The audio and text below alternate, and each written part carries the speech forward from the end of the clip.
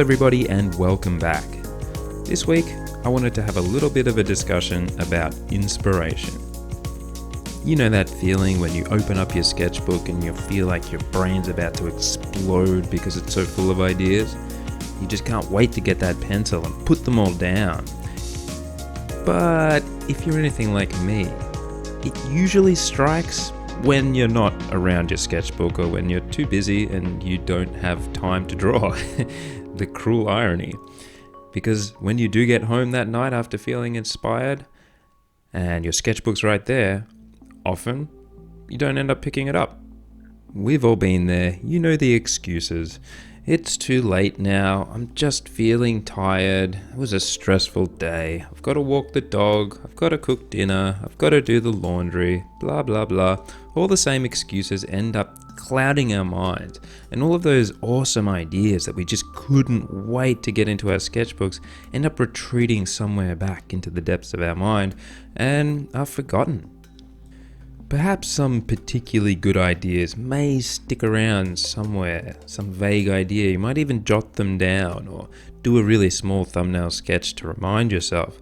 But wouldn't it be great to be able to create in that mindset at those times when you really, really want to be creating the most? In my experience, those moments where inspiration strikes the hardest are always at times when I'm doing something else that I don't want to be doing, right? Maybe I'm sitting in the office and performing some menial task that I really can't be bothered devoting my attention to, and my mind is kind of wandering off to other things that I would find more interesting. And by contrast with doing those tasks, the idea of creating something and having fun and exploring my imagination just seems like heaven. But you know what else would seem like heaven compared to performing menial office tasks? Walking the dog in the park, or even doing the dishes, or any of the other household chores. The fact is, if you are daydreaming about drawing, and you're feeling super inspired at work or something, you are probably performing a task that is so boring that you would rather do just about anything else, as long as it wasn't at work. And then, when you get home, the idea of opening up that sketchbook and getting started isn't competing with filing reports or, doing whatever the hell you do during the day. It's competing with your Xbox or Netflix or walking the dog to the park. And compared to drawing, well, those things are literally a walk in the park. Drawing can be extremely exhausting mentally. It's not something that is easy and relaxing often. It can be almost painful trying to figure out how things should go together. It's work. It's fulfilling work, but it's work. And if you've already been working all day and you're tired, it is no wonder that these other distractions that require less input are usually going to win. But what can you do about that? How do you work around it? Because it would be great to be able to take advantage of those times when you are feeling inspired, when you're not feeling mentally exhausted. Well, you develop habits. And one of the habits that I've developed over time is to bring my sketchbook basically everywhere I go. Well, maybe not everywhere. I'm not going to take it to the shopping center when I'm going to do my grocery shopping or anything like that. But if I know that there's a good chance that I'm going to be sitting around for 5 or 10 minutes at any point, I'll bring my sketchbook and my pencil. I don't go to work without it, because often I get to work 10 or 15 minutes early. And that's 10 or 15 minutes I can sit in my car when I'm feeling mentally fresh because it's the morning, and I can jot down ideas. I don't have enough time to do a whole picture, but that's when my mind is moving, and that's a time at which I know that in 10 minutes I'm going to have to head through those doors and deal with all of the pressure and stress and difficult work that I have to deal with in the everyday world. And you will never find 10 or 15 minutes that feels so precious. And it's one of my most creative times. I get some great little ideas down. And the thing about getting ideas down is that it's the hardest part. You have to come up with the idea and you have to commit to the idea. And that can be done in a very loose, gestural kind of sketch. But the idea is there. It's contained within those early preliminary lines. And that means that later on in the day, when you are tired and your brain is fried from a hard day at work, you can pick up that sketchbook because you're not going to be staring at a blank page. You're going to have an idea already down. You don't even have to think of what to draw. You just have to work on it for a bit. And that's a hell of a lot easier if you're tired. And what usually ends up happening if you do commit to just working on something for a bit, you get in the zone and then you just keep going.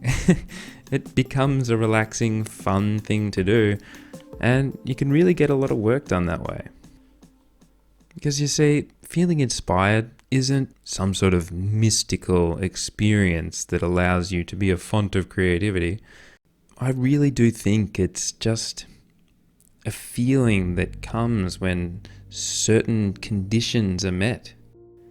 If you've been making sure that you experience new things all the time, if you've been exposing yourself to new ideas, if you've been talking with friends and family, and if you've been thinking deeply about the important things in your life, you will have a wealth of ideas in your head already. And if you're a creative person, you're going to want to put them down in some form. You're going to want to create something to help yourself arrange these ideas. Get them out of your head and breathe some life into them. And there are going to be times when those ideas feel like they just want to burst out of your skull. And at other times, you're just going to want to keel over and lie on the couch. The goal here is not to try and make yourself be inspired all the time. That's just not possible. What you should be trying to do is listen to yourself and understand when those times are more likely to happen, and make sure that you will have paper and pencil nearby when that does happen, because the idea and the first few marks are always the most difficult part to do.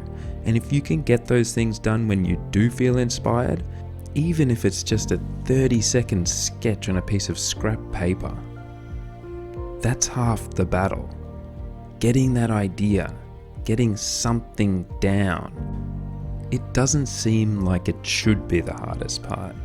It seems like the hardest part should be figuring out all of that tricky rendering and detail, but that's not actually true.